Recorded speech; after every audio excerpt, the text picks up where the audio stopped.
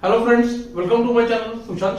Today we are at the next topic, that is attack from the openings, and we are at the second example of Alapin variation. So let's go to the game quickly. E4, C5, C3.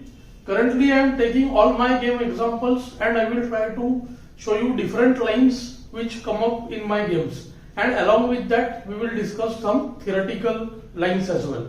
So black again goes with the move d5. Right now we will focus on the move d5. When black looks for a win only, then he generally goes for the move nf6.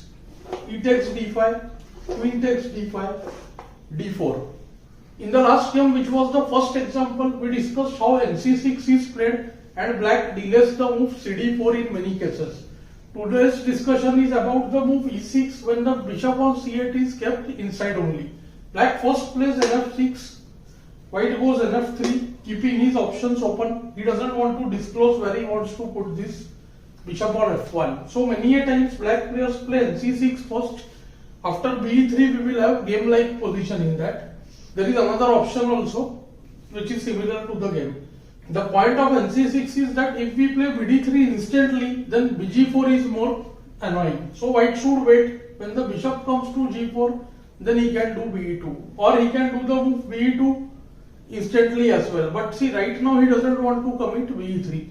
That's why the move nc6 was perhaps a slightly better order. Black played e6, knight b3, knight c6. Of course, we don't want to take dc now. We can gain a pawn, but after qd1, kd1, knight e4, black remains somewhat better, because if we play b4, then c3 will be attacked by the knight and this knight on b1 will struggle to come out. So definitely that is not what white wants. So here I went with the move na3.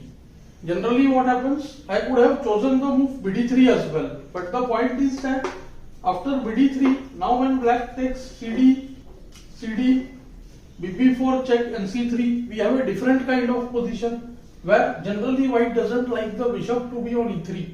Then he would prefer the bishop on g5 or wait for some time with the bishop on c1 and look for some other plan. So with isolated pawn, generally bishop on e3 is not a very good placing. So the move na3 has two ideas, one which happened in the game, and sometimes the bishop can be played on c4 as well. Especially move like a6 is bad now to stop nb5, then nc4 and knight can either and the b6 squares. So here now opponent goes with the move cd4, and we reach another totally different structure today, and which is why I have brought this game. See, white goes nb5. He is faced with two things now. If cd4 is captured, then ba3 will be a bad position, and he wants to capture on d4 with a piece.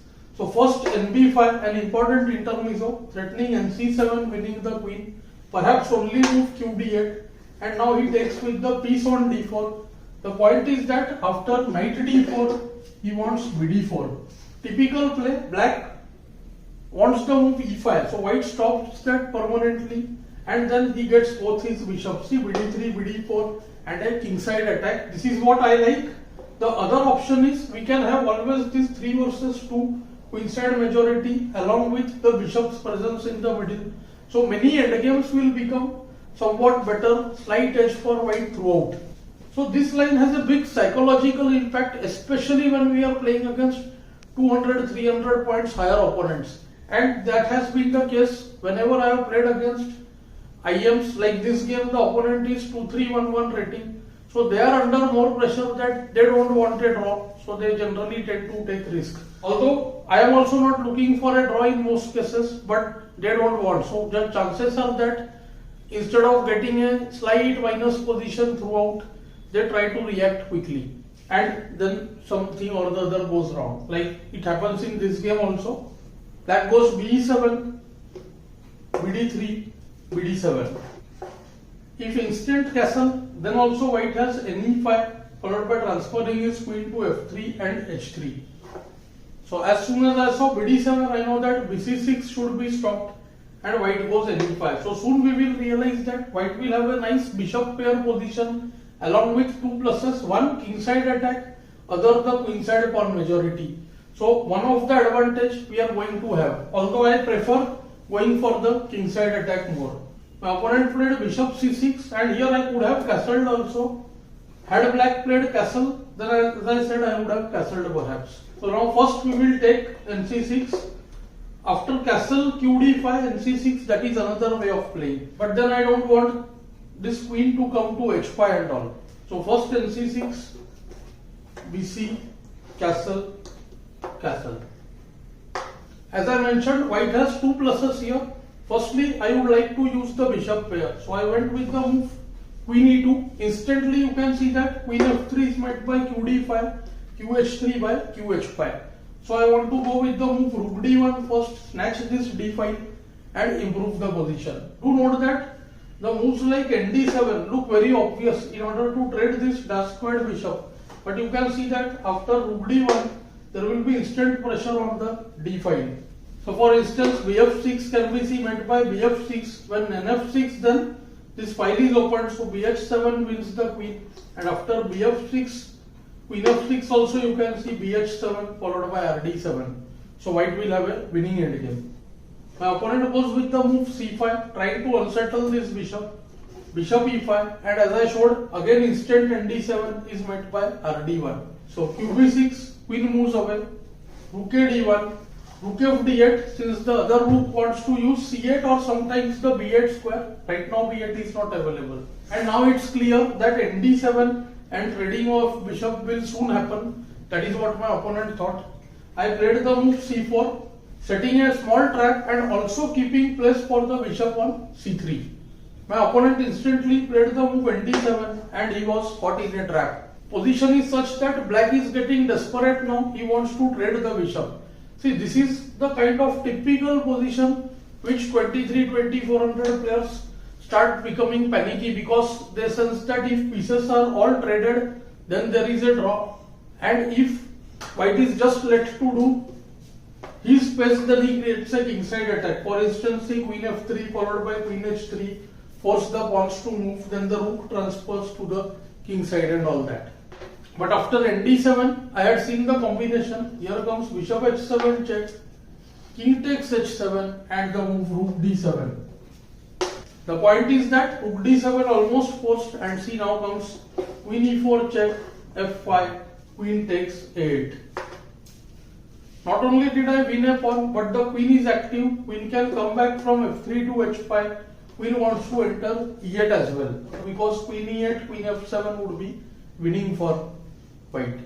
My opponent went rook d8, qf3 still, and here he goes queen a6, threatening to win one of the pawn. Of course, as I said, I just went with the move b3. Now queen a2 is blunder. After queen takes a2, I would have played queen h5 check, kg8, queen g6, winning position outright. Threat on g7 is dangerous, and after bf8 there is just queen e6 check followed by queen takes f5 or even h4 h5. Now it's clear that with threats looming on the king side, black cannot get the pawn back. Moreover, his king is also not safe. g6 square has become weak. There is the threat of qg3 as well. My opponent played bg5, to which h4, now bh4, then queen h5 check. So bh6 forced, h5, once again similar trap. If queen a2, then qg3, and then the queen enters g6. Queen a2, qg3, and see there are multiple threats.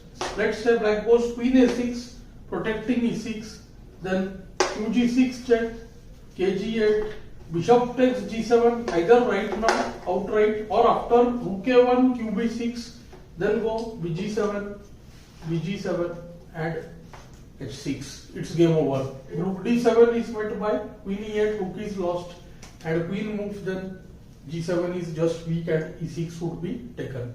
Now worried about the threat of qg3, black goes g5, and now see hg, kg6, qg3 check, and my opponent chose to resign here. After king f7, queen h4, it's a double attack, and after king h7 also one expects the move qh4, thinking that bishop f4 and the piece is lost. But there can be better ways for white to play.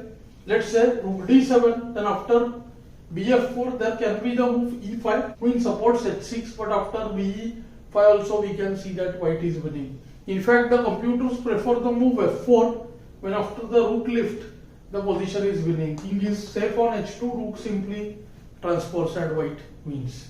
Threat queen f6 is also possible once the rook comes to f3. Then bg7 is just met by rook h3.